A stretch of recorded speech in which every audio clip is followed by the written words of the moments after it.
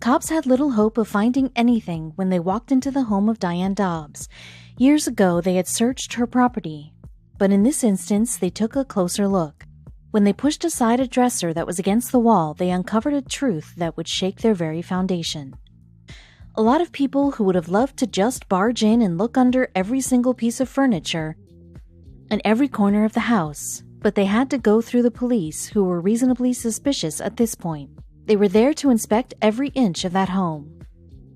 After all those years, the police had finally stumbled into something that changed the course of the investigation and a lot of people's lives. When they pushed a dresser aside, they unearthed a secret that left the entire police department in shock. They simply could have never imagined someone could do such a thing.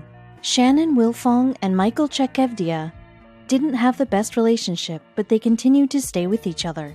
But in 2002, things got a lot more complicated when Shannon gave birth to their son, Ricky. The couple tried making it work, but they continued to fight. So eventually they broke up, but shared custody of their son. But this wouldn't last forever. But Shannon and Michael seemed to be victims of a little phenomenon called overstaying your welcome. Lots of people stay in relationships they absolutely loathe. But why do they do that? Well, according to research, people tend to worry about their partners and what would happen to them if they were to break things off. But Shannon and Michael's relationship was rotten to the core. Every couple is a little codependent, and even if they're absolutely miserable in that relationship, people often stay longer than they want to when they don't know if their SO is going to be okay. And if they have a child together like Shannon and Michael, then things are bound to get even more complicated. Once a couple splits up, there's a lot more than heartbreak, memories, and sadness. Children could be left with separation anxiety, particularly when they have to choose which parent to live with. Then you've got to prepare yourself for the many legal fees and court appointments to come. Shannon and Michael didn't want to deal with the headache that comes from splitting up, so they gave it one last shot to save their relationship until they finally realized they couldn't take it anymore. They were simply too different. From the outside, they looked like a great couple. But here's the truth about those seemingly loving and happy couples. Relationships are like onions. They're full of layers. Shannon, Michael, and Ricky looked like a perfect family from the outside, but if you peel the outer layer, you'd be surprised by what you find. Shannon and Michael couldn't take it anymore. The relationship had become so strained that they could barely tolerate living with each other. Finally, they made the sound decision to move on and break things off. But this was no easy task. Shannon and Michael wanted to stay civil and co-parent their child. They devised a good co-parenting management system so that their separation wouldn't hurt little Ricky. But their broken relationship left them distrusting one another and completely heartbroken. Sadly, their amicable split turned sour real fast, particularly when Michael was deployed overseas. Since 1982, Michael was part of the National Guard and was stationed in West Frankfort, which was close to Royalton, Illinois, his hometown. But he was deployed to Iraq shortly after his son was born. He tried to stay in touch with Ricky while he was overseas and counted the days until he would come back home with his young son.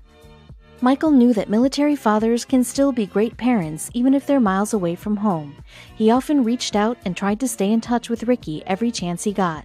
His deployment made Ricky feel uneasy. He missed his father greatly, but Michael was deployed, not absent. Michael made a lot of efforts to stay connected to his child.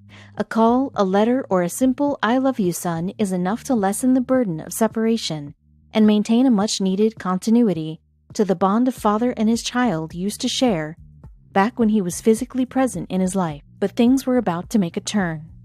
Fortunately, Michael's tour of duty was coming to an end. He was counting every minute of the day and wanted to fly home and give his boy the biggest hug in the world. But sadly, him coming back didn't make things any easier. Michael's tour of duty ended in 2004 and he headed back to Illinois. He was anxious to spend some quality time with his kid, but hadn't anticipated the obstacles he'd encounter. Shannon wasn't used to sharing custody and began causing problems. She refused to let Michael hang out with Ricky, and things got so nasty that he took her to court. Shannon was seemingly on a mission to alienate Ricky from Michael.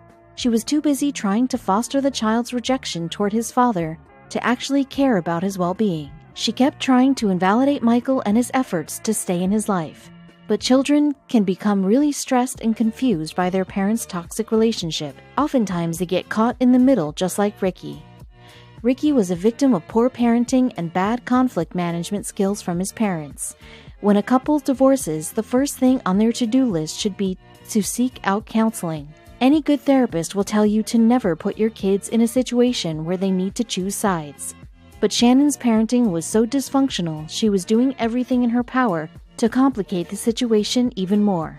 Kids should be shielded from conflict, and they should never get manipulated to hate one of their parents. What Ricky was experiencing was so grueling, it was taking a toll on him too. Someone as young as Ricky would have had a tough time understanding if one of his parents had simply disappeared. But Michael didn't just take off and abandon Ricky. It was Shannon who was making things complicated. She even stopped allowing him visitation rights. Ricky was so young, he couldn't believe that Michael didn't want a relationship with him at all. But this was far from the truth. He was about to take Shannon to court and force her to respect their agreement one way or the other. But there was one problem. In 2007, Michael took Shannon to court because she had turned her back on their custody agreement. He was banking on the judge to force Shannon to obey the visitation rights she and Michael had agreed on. A court date was eventually set, but Shannon was a no-show. The judge took this into account and granted Michael temporary custody. But this was just the start of the battle. Ricky and his mother Shannon vanished before Michael even got a chance to bring his son home. No one knew where they'd run off to. They were listed as missing in November of 2007. A warrant was issued for Shannon when it became clear that she had run away with the kid. Then a whole different account began to surface. A parent with legal custody of their child cannot be arrested or charged with parental kidnapping. But that's the thing, Shannon no longer had full custody of the child. Michael had every right to see his kid, especially now that he was granted temporary custody. Even though the law was on his side, Michael didn't know what to do next.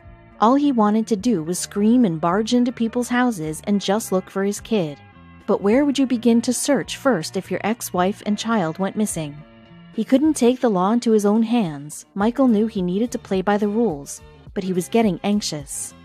Michael was starting to worry he'd never get to see his kid again. He knew he had to be patient with the police and let them do their work. After all, a court order didn't mean squat if they didn't know where Shannon had taken Ricky.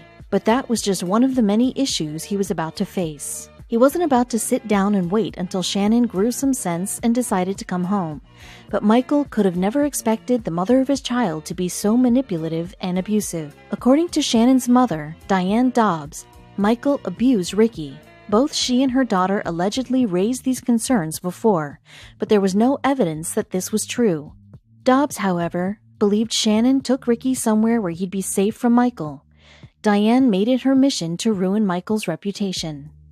The law stipulates that someone is innocent until proven guilty, but we all know that's not the way it plays out in real life. Rumors have the power to destroy a man's reputation and even their career. Shannon, along with her mother, made sure to drag his name through the mud.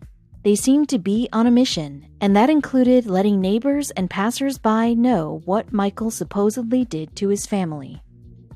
Michael and Diane lived only 3 miles away from one another. He soon learned that she had placed lots of posters in her front yard claiming that Michael was a liar and a child abuser. He even handed out flyers at Michael's church and around the neighborhood to tarnish his reputation.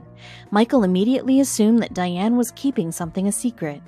Diane Dobbs was evidently incapable of distancing herself from the couple's conflict and focus on the needs of the child.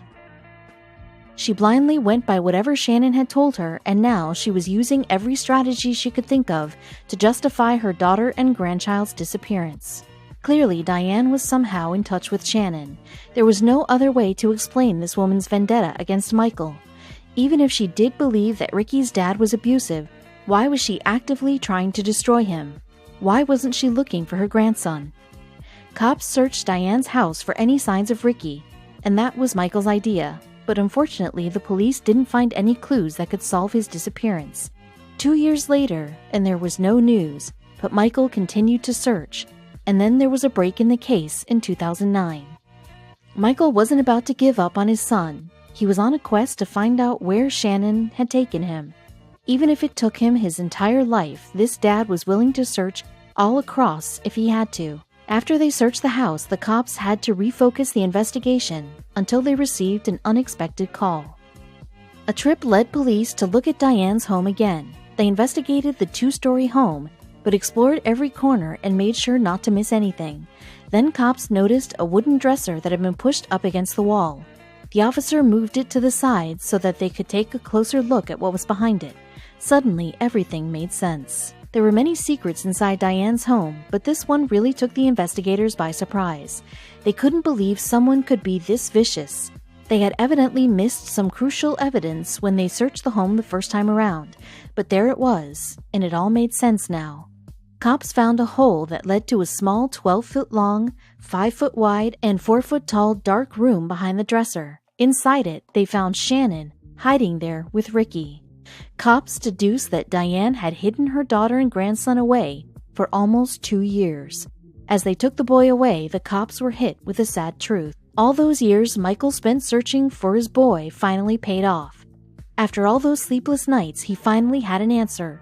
He was glad the kid was alive and seemingly in good health, but rage took over fast the minute he realized what Shannon had done. Shannon and Diane had conspired to isolate Ricky and hide him in a 5x12 room that was the size of a washing machine. No one could believe Ricky's own mother could do that to him. It felt like a horrible movie plot, but this was Ricky and Michael's sad reality. What happened to Ricky was so bizarre that the story quickly spread like wildfire. When the media got a hold of it, they deemed Ricky the boy behind the wall. But he didn't get there by his own free will. Someone had forced him to spend all those years in isolation, and now they needed to pay for what they'd done.